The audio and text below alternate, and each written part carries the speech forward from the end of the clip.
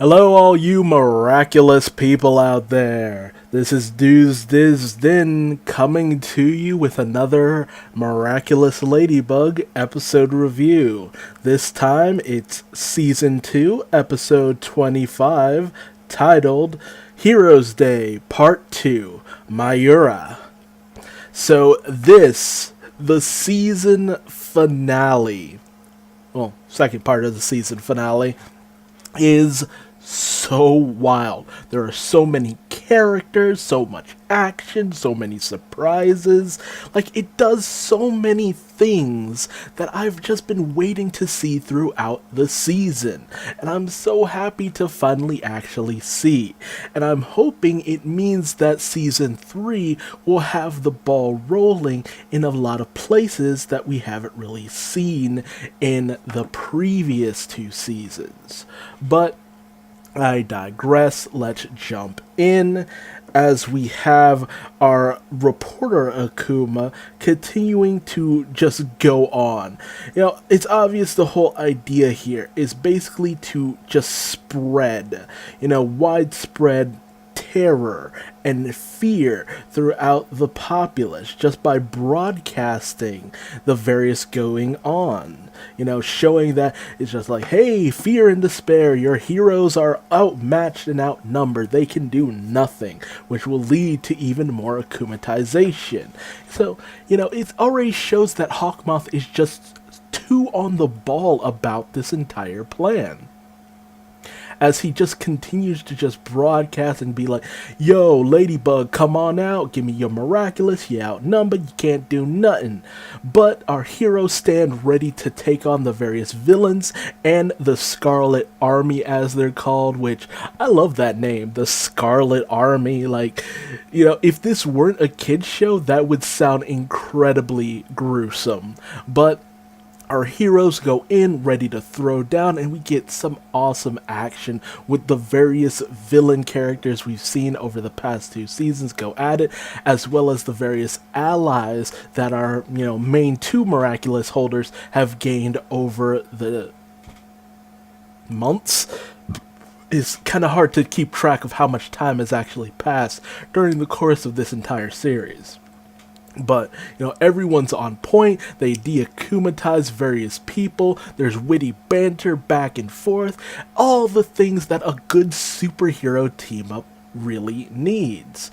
And it's just so much delightful teamwork and just playing off of what they know that each of these akumatized villains can do. Because ultimately, that's what gives them the edge. The fact that they, already know what most of these guys can actually do. So, they managed to rescue so many people, but, there's still a few more left to go through. However, as it turns out, this is all a part of Scarlet Moth and Catalyst's plans, as, Mr. and Mrs. Aggress are getting the heck out of Dodge and just flying away from Paris, or at least just gonna hang out in their helicopter till things die down. But we see Dark Cupid, who has the ability to manipulate emotions, specifically into negative emotions, which is brilliant. It's just like, dude, that just adds up so much. And I love the fact that we've gotten an answer to the question. It's just like, I feel like I said this before during the last video, but the fact that it's just like, hey Hawk, why doesn't Hawkmoth, akumatize more people at a time? Because that's his, special ability. Much like Cat Noir's Cataclysm, Ladybug's Lucky Charm, stuff like that. It's just like, he can only do one, but with the power of Catalyst, he can do multiple, and he can just implement so much at a time, which is just like, is that kind of cheating, using your ability to create someone who can boost your own ability? It's like weird. But it's very effective, and he has Dark Cupid manipulate the hearts of Chloe's parents and their butler John, and they create these negative emotions in them. He sends out his akumatizes them all into, what was it, Despair, Bear, Style Queen, and Maledictator. Yeah, there we go. And, which it's obvious what he's going to do. He's going to use them to mess with Chloe. And so as Ladybug starts to get a little cocky about what she's doing, it's like they're pretty much handedly just cutting a swath through Scarlet Moth. Sorry, I was about to say Hawkmoth. He's Scarlet Moth now. Just cutting a swath through his various minions and forces. And she breaks out her lucky charm with a tennis racket, which is going to take all 5 of them in order to execute the lucky charm ability. It's interrupted by Dark Cupid, who manipulates the hearts of the various people who have been saved, and they become negatively charged. And with their Hero Day pins being affected with Akuma, they all transform back quick, fast, and in a hurry. So they're back to being enemies, even though they went through so much trouble just to take them out of the picture. And so another fight ensues, so much great choreography and all that good stuff. Man, I really hope we see more of this in later seasons, because just having all these heroes just going at it with the various villains, it's so fascinating. And then Hawkmoth sends out a swarm of Akuma just all over the place. Like, he is just spamming his one ability, and it's so effective too, because everyone's just trying to keep positive about the whole situation, but they're dodging akumatization as well as shots from Dark Cupid. And because of their close connection, Rena Rouge jumps in to save Capricious. And because of this, she is struck by Dark Cupid's attack, and she starts to become negatively charged. Ladybug does her best to keep the various Akuma away from Rena Rouge. However, even with Carapace holding her back, and Queen Bee doing what she can in order to hold off various attacks. She makes the very stupid comment. It's just like, I'm not so weak as to be emotionally manipulated. And then Hawkmoth's just like, yeah, you thought. And she just shocks her by pulling out what anyone could have guessed, pulling out her parents, Style Queen and Maledictator, and they go on the attack. And then Nino's unable to keep a solid hold on Rena Rouge, and she just completely floors him, and she is akumatized into Rena Rage. And Nino, poor Nino, because it's just like, man, you're trying to save your girl and you get your butt whooped, and it just ain't working out that great, pal. But, Carapace, falls into despair and gets akumatized into Shell Shock. So, yet again, another ally is turned, as well as Chloe being captured by Despair Bear, caught up, being unable to move, gets shot by Dark Cupid, and is promptly akumatized, and we see the return of Queen Wasp, now the Scarlet Queen Wasp. And, all 3 of their allies go on the attack. And, it's just left to Ladybug and Cat Noir, who are promptly outnumbered. So Cat Noir brings out his Cataclysm in order to make a great escape underground. Naturally, the various villains follow them, and they have to go running throughout the sewers, only for their Miraculous to start to time out, because they've been going at it for a good long while. And Ladybug, Marinette, I gotta comment, this is such a tease. They keep doing this, and it's just like, yo, please stop. Can we move on from this? How long is it gonna take to finally just have them know and see where that goes, maybe? But regardless, my reservations aside, Marinette starts to kind of give up hope on the whole situation, feeling that they're too woefully outnumbered. And, Adrian just tells her, it's just like, it was always just the 2 of us from the very beginning. And when it's the 2 of us, we can do anything. Which is a very sweet moment. And I love seeing the personalities that the personas that they take on when they become their alter egos just shown when they're just their normal selves. Because, Marinette's inner self, her outward appearance is someone goofy, kind of clumsy, and all over the place. But when she really gets down to business, she's very serious and sincere and very organized and put together. Meanwhile, Adrien is always so quiet, controlled, calm, sullen. He has these carefree smiles here and there.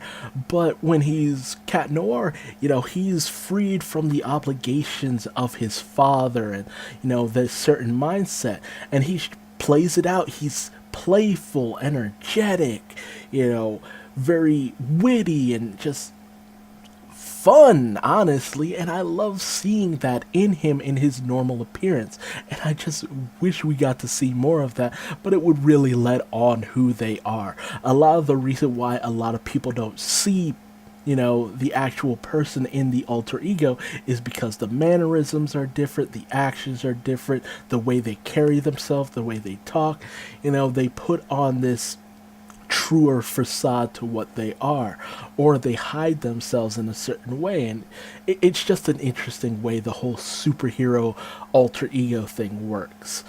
However, they're set upon by the various villains and have to change back into their aquatic forms, but then they are attacked by what was her name? Mermaid and Any-Man, who comes after them. And not only that, Scarlet Moth has Frozer start to freeze most of Paris in order to trap Ladybug and Cat Noir under the water, completely sealing them off, possibly even drowning them. However, they manage to escape with the deakumatized Any-Man and Mermaid, and they deakumatize Frozer as well, with Ladybug declaring it's just like, it's over, you're never going to defeat me, you're never going to stop me, give it up, and so on and so forth, with all the whole of Paris seeing this and just knowing it's just like, it's going to be alright. Ladybug and Cat Noir are on this. But, of course, they're set upon by, the entire army of various villains, and they have to basically make a break for it, with the smaller villains specifically chasing them through the streets of Paris.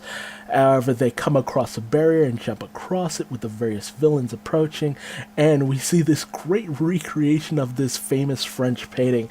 I forget the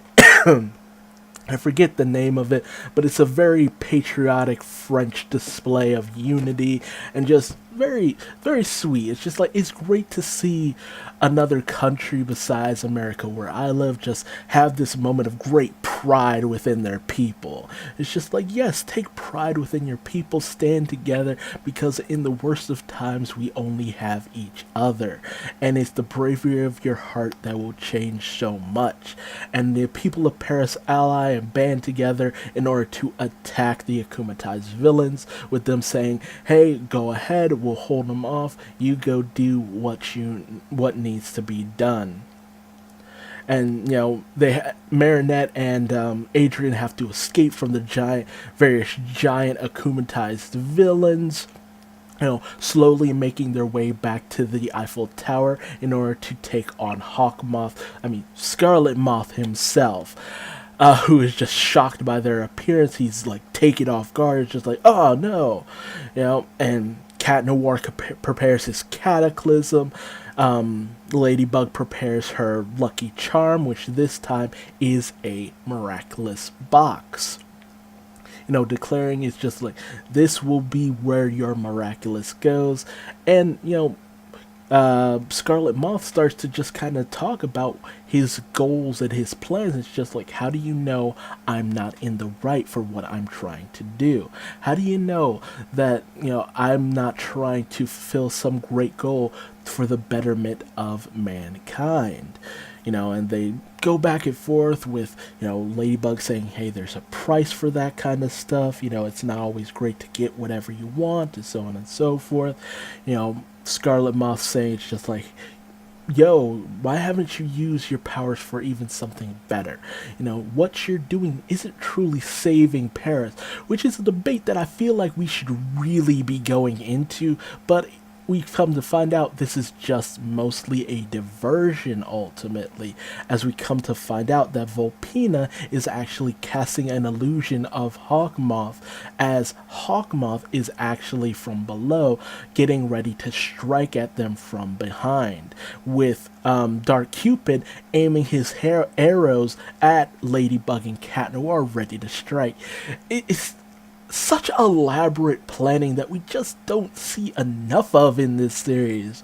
I love this series to death, but man, this finale is just A game through and through. Just nothing but the writer's A game throughout this entire thing. And again, I hope to see more of it in later seasons, as Hawkmoth starts to sneak up from behind, as Ladybug tries to beg with the illusion Hawkmoth. It's just like, it's not too late, we can fight together, we become allies for the greater good of Paris, and so on and so forth, only for her to notice Hawkmoth approaching from behind. She grabs Cat Noir and they dive out of the way as Dark Cupid's arrow pierces through the illusionary Hawkmoth, and they deacumenize Dark Cupid and save him, and just ready to throw down with Hawkmoth. And this great battle ensues. It's really nice to see Hawkmoth, Scarlet Moth, in the thick of things, throwing down with the two, and they actually managed to even go so far as to break his cane, completely disabling the boost he got from Catalyst, leaving only the regular Hawkmoth, and deakumatizing the various people across Paris, leaving only Catalyst, the first person he akumatized before he got the power boost. But Hawkmoth is not beaten yet. It's like, I have nothing left to lose, let's throw down. And he completely dominates both Ladybug and Cat Noir, because ultimately he's a boosted human as well. Not to mention, he's an adult with a little more experience with his Miraculous, so he's a lot more going for him in terms of what he can do.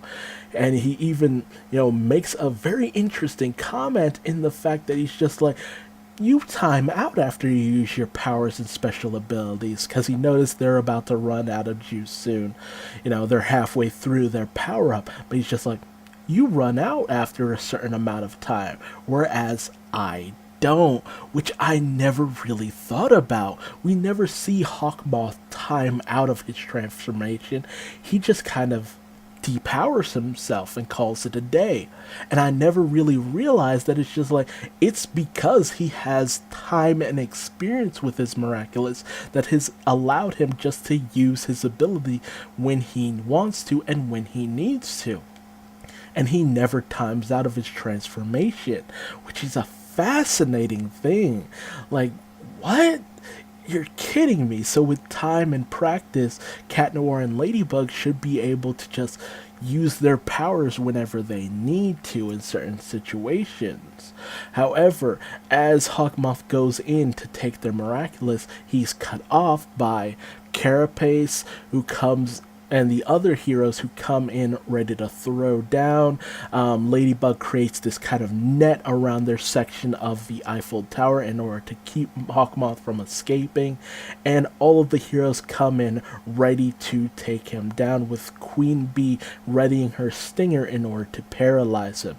It looks like this will be the end for Hawkmoth. However, Catalyst, Natalie, not wanting Hawkmoth to lose, goes over to the safe that we've seen behind the portrait of Miss Agress, Emily Agress, and, grabs the Miraculous of the Peacock, and she transforms herself into Mayura, which, I don't know why I never connected the dots on that for the longest time. I kept wondering, because we've seen, if you've looked around, you've seen images of Mayura and, her appearance and her silhouette in the opening, and various concept art of her here and there, but it never dawned on me that it was Natalie who would become her. Even after it was revealed that she knew what Mr. Regress was up to, it's like, of course it would be Natalie. It really does say something. It's just like how much Natalie really cares for Mr. Regress. And we actually see her ability. Whereas, with Hawkmoth's ability originally is to be able to send out these butterflies in order to, empower certain people and allow them to become heroes in order to, fight for what they believe in, where they have a strong passion. He corrupts it into a controlling ability for certain people. That's his ability. However, we come to find out Mayura, who has the ability to corrupt these feathers from her fan and sends them up very much like Hawkmoth, is able to infest them into specific weaponry and objects as well. And she speaks to Hawkmoth very much like he speaks to his akumatized victims. And Hawkmoth is just like, no, Natalie, what are you doing? I told you never to do this, which shows that there's something wrong with the Peacock Miraculous. And she speaks to him. It's just like, I will grant you the power through your despair, which shows that the Peacock Miraculous is able to, use people's emotions in order to grant them the ability to manifest these guardian creatures in order to aid them in times of great peril or emotionally charged situations. And through this, this giant moth-like creature creates this giant gust of wind that blows away the heroes. However, Ladybug grabs onto the creature and goes in to attack it, only for Mayura to just dissipate the creature right in front of Ladybug. However, because of this, they realize and they see a feather fly out of Hawkmoth's cane, which clues them in that it's just like, that's where the Peacock Miraculous went. It's in the possession of an ally of Hawkmoth. And speaking of which, they notice that Hawkmoth has in fact escaped. And, they start to think it's just like, what should we, maybe, they talk over what exactly has happened and try to come up with a plan to maybe find Hawkmoth and this other holder of the Miraculous and use Hawkmoth's cane in order to find him. However, Mr. Regress powers down because of all the strain he's just gone through. He's been Hawkmoth and Scarlet Moth and all of this stuff for a while now, so it's not surprising that he at least has some kind of physical strain going on. And since he's powers down, Hawkmoth's cane disappears. And as Ladybug and Cat Noir are getting ready to time out of their transformation, they set Paris back to right. They have the various Miraculous return to them, and Marinette returns them to Master Fu. And we have this sweet little moment between Natalie and Mr. Regress that is so bittersweet because we know she has great feelings towards Mr. Regress, but he still has love and wants to revive his wife ultimately. Very similar to Mr. Freeze from Batman the Animated Series specifically, because that's where the idea of Mr. Freeze trying to bring back his wife actually came from. And we come to find out that the Peacock Miraculous is damaged, and Natalie starts coughing a little bit. She's greatly weakened by the application of the Peacock Miraculous, but she says she did it all just for Mr. Regress, and he ends up thanking them. And it's a nice tender moment that just shows that Mr. Regress isn't so much evil, he's just a very misguided man who lost someone he cares about. That's the ultimate thing that really could, I love the fact that this series just shows the depths at with which emotion can really drive what we do and what we become. Even though people are controlled by their emotions because of Hawkmoth, it's still their emotions and it's still the way they feel. feel, which can raise rage out of control and cause us to do various things that under normal circumstances we might not do if we had known better and just thought things through a little bit. And so, after revealing from last episode that she didn't really have anything truly prepared for this big bakery get together, everyone actually brings in their own, sweets and snacks and stuff like that to this nice little get together of the various classmates from the school. With Lila actually seeing this from her window and just scowling and being bitter about the whole situation. It's very obvious this is not the last we'll see of Lila, and she can't really go and hang out with them because she just caught up in this lie of, being away on this, trip and all this stuff, so she can't even go down and be with her fellow classmates. And Adrien and Marinette have this moment where they sit next to each other, and it's very sweet, only for Adrien to receive news from his father that there is a charity event that Adrien has to attend, so he can no longer hang out for the rest of the day. And he takes the time to just talk to Marinette and be like, listen, despite what you may think, you've helped plenty of people. You've been a hero to plenty of people here. Everyone here, in fact. You've gone out of your way time and time again to help the various kids in our class and people all around.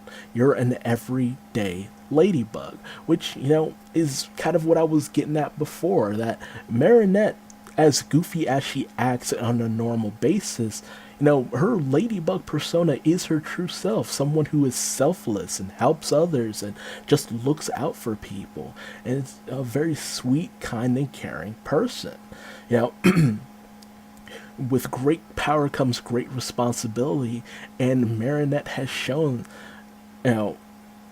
that she is fully willing to step up to that responsibility when it really counts. And we have this absolutely mesmerizing moment where Marinette goes up to Adrien, and to actually thank him, she gives him a kiss on the cheek, but everyone gasps, is like, oh my god, I can't believe it, she actually did it, who would have thought, holy crap, I almost completely lost my mind when I saw that. I'm like, finally! Progress! Yes! After all these years! And Adrien smiles a very kind of sullen smile, because I guess just because he has to leave and he can't hang out with everyone. But, do you get it? She loves you, man. She loves you. She is in love with you. Take the hint. Please, take the hint. And so as Adrien leaves, we come to find out that Marinette, caught up in the moment, had actually stepped in a pie by accident. And so thus our episode ends with a fireworks display over Paris, celebrating the various heroes who have saved them time and time again. The great band of miraculous holders, led by the Miraculous Ladybug. This was a great finale. Oh my goodness, oh my gosh. This was fantastic. It was so many things I had just been waiting for over the course of these 2 seasons, and to just see so much of it just come to fruition. It really gives me hope for the 3rd season and gets me excited, because we've had up to season 5 confirmed, so there's gonna be so much more Ladybug to come. I'm excited. It's going to be great. These characters are fantastic. I can't wait to see what other miraculous holders come into play, who sides with who in the end.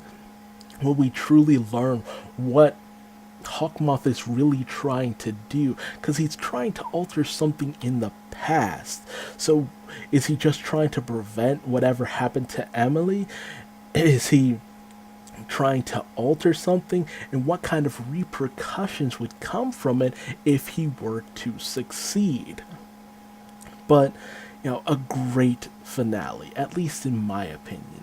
Feel free to tell me your opinion in the comment section below. What did you think about this episode, this finale, having all the characters come together, the fights, the battle, the action, the character moments, just, man, just, I could gush about this. But again, tell me your thoughts in the comment section below.